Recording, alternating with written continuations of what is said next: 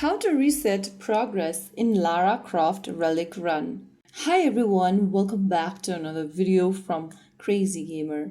If you are playing Lara Croft Relic Run and want to start the game from the beginning, then firstly, open up the Lara Croft Relic Run application on your device and make sure that you're inside the lobby screen.